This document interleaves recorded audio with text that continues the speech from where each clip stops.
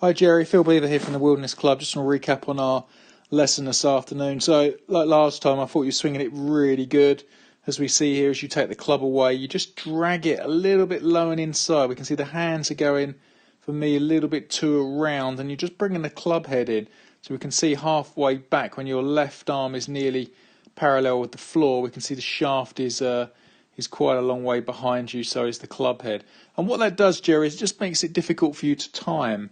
You know, the more the club head goes inside, the more the club face is open, and then you've got to really work hard to release the face through the ball to try and hit a straight shot. With driver, that's going to be extremely difficult to time. If we carry on to the top of the swing, get to a nice position at the top, I'd love to see the left arm just cover that right shoulder, so it'd be a little bit more vertical. And obviously, the more vertical the swing, the longer you can actually turn, or the bigger the turn you can create. The more low and around the arms go, the more restricted your turn will be. So that'll just get the arms a little bit more up in front, because here you can see as you start down, you get this beautiful position here, club cutting through the forearm, but you can see the next frame, the shaft's just now below it, another one, another line, and then there. So it takes 1, 2, 3 frames, and the fourth one, the club head is back in front of the body.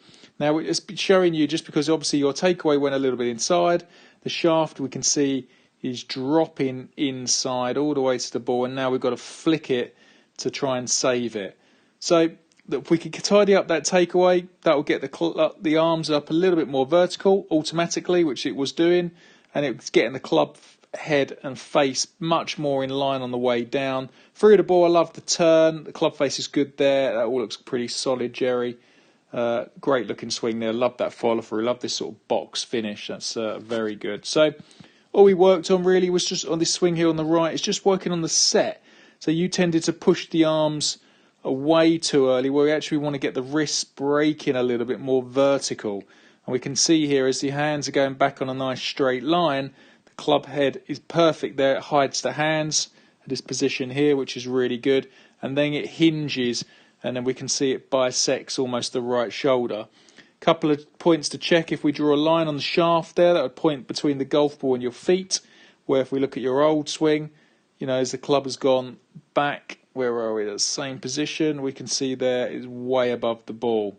Okay, this will stop the fat and fins quite easily, and it's a great solid position. So as the club goes back, just feel like you break them wrists a little bit earlier and try and get that shaft almost for you feeling sort of 90 degrees. You know, get the butt of the club really pointing at your shoes.